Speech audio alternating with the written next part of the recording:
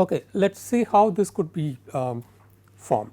Okay, again instead of just saying those in words, now we have to convert them into respective matrix form, so that we can utilize the similarities and the co-occurrences patterns that exist in a given corpus. So, in this case I have considered 3 documents.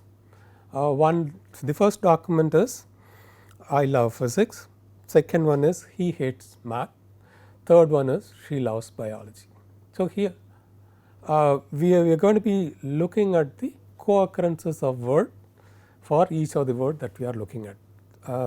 So, let me start with the first one. Okay. So, what I have done is I have listed all the words along the column, right, that is the column header now. And then if you look at the left side, you still have the same words on the first column, right here. Okay.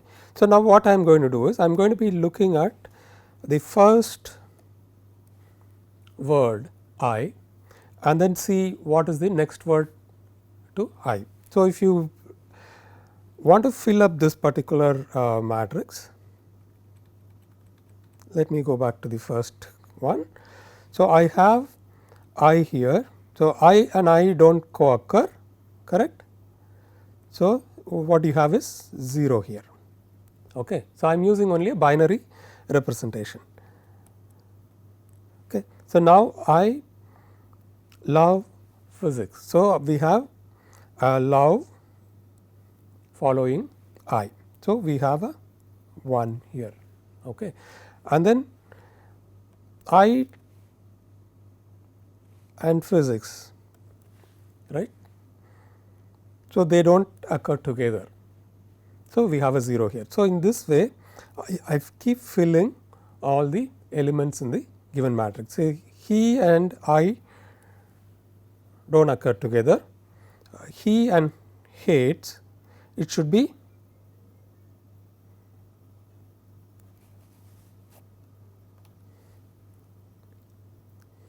that is the second one. I am sorry, that is the second document. I have not yet finished the first one.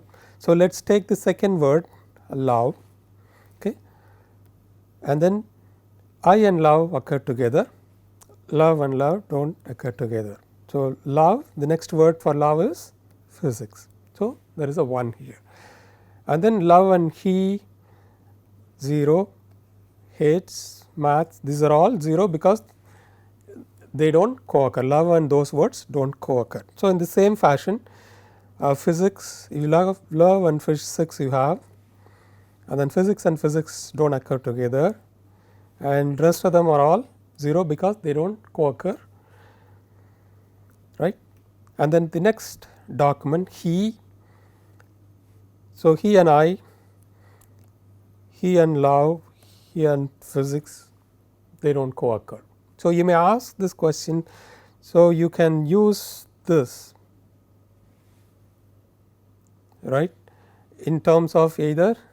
So, if you noticed I have love here and then love. So, I am not doing any stemming or lemmatization, I am just using them as one word. Okay. So, this is different and this is different. Okay. So, going back to the second document.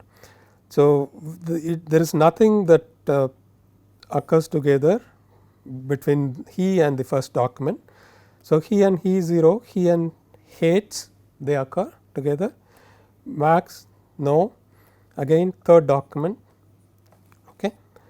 So, again the second word in the second document, the co-occurrence word is this, another one is math, rest of them are all 0 because they do not occur together.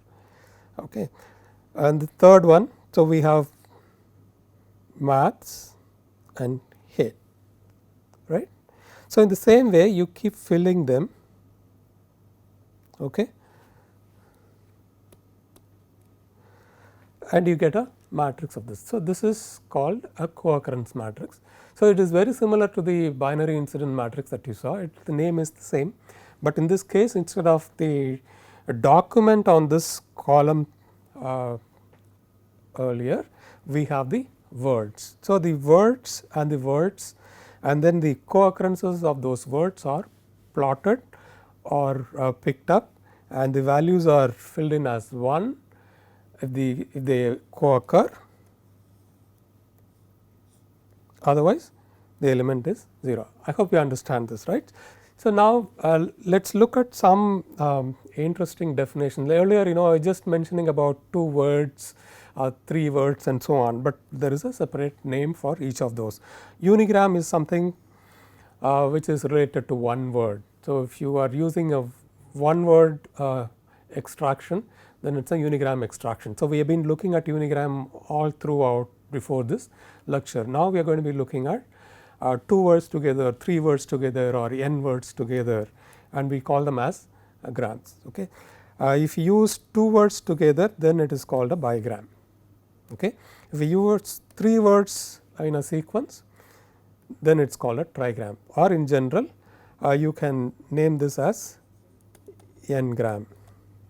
So, we can call it as 1 gram is your unigram, 2 gram, 3 gram, 4 gram, etc. Okay. So, we will be using this term n gram throughout this lecture. Okay. So, how do you really create the input for us? So, the reason why we are doing this is we are going to be using those n grams as input for various NLP applications. So, we should be able to create those n grams as input and then remove whatever we do not need to really keep, and then use the rest of them for or as an input to either a neural network or any other NLP application. Okay.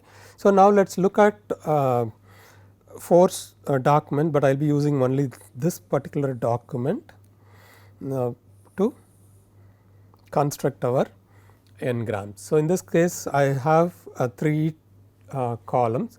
The first column will be talking about or showing you the unigram, the second one will show you the bigrams, and third will show you the trigrams. For every sentence there is a start symbol. Okay. So, we will use that start symbol as our starting word. Okay. The starting word is not the first word that you see, but it is a starting symbol S, and then the ending symbol also we use this similar. Okay. So, let us look at these n grams one after the other. So, when you look at the 2 grams, so what we are going to be looking at is, so we will take a window of size 2. Okay. Consider this window, and you are going to take this window and then place it on top of the sentence. That means, this particular window is flexible enough so that it only shows you 2 words at a time. Okay. So, when you place it on this, let us say you are going to place it here, okay, or we are going to place it here, or we may place it like this. This is our window, and slide this window along the sentence one word at a time. Okay. So, I just move Peter Piper, first keep it on top of Peter Piper and then move it. So, it becomes Piper and picked. Okay. Like this. So, it is flexible enough to fit only just 2 words when I use bigrams. In trigrams, what is going to happen is I am going to use 3 like this, it is a sliding window. So, when I place this window on top of this sentence, 3 words will appear within that window, and then I move to the next word, that means the next 3 words will be seen, and so on. So, every time when I move, I pick up my input words. Okay. Let us see how it is done. So, in this case of unigram, let me remove all this to remove the confusion. So, we use a starting symbol as I mentioned. The first one, let us look at only the unigram part, which is very well known to us. You go through that, you see it picking up only one word at a time, and then it ends at papers, right. We have seen how unigram words are constructed, and those could be used as input for some applications. Now, let us see how bigram words could be constructed. So, as I mentioned earlier, bigram will have a sliding window, and it will show you just 2 words when you move that along the sentence. So, in the first case we have a starting symbol.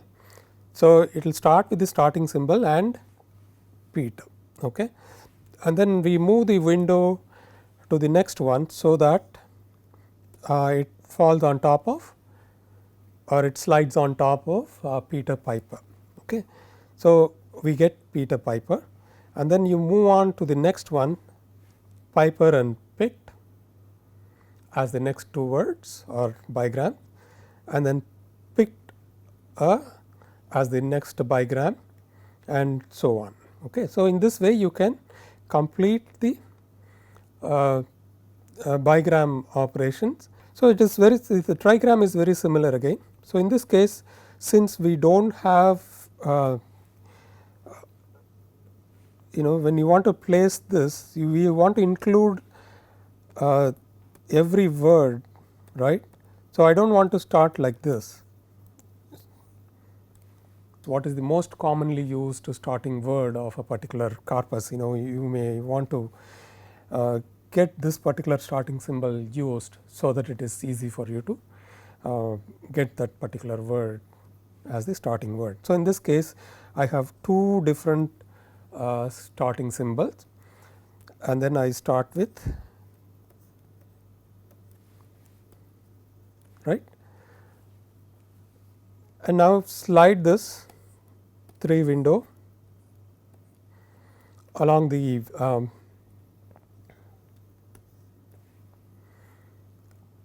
okay. So, you keep getting those. I am sorry, it was the previous ones. Let me remove that. Okay. So, Peter, Piper, picked. So, now my window is now here. Okay. So, now when you move the window to the next one, so you have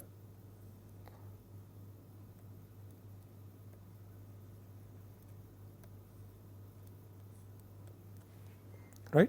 So, you can slide that particular window in all the sentences, so that you capture all the trigrams of that sentence, or trigrams of that document, or trigrams of all the corpus. So, why do we need this?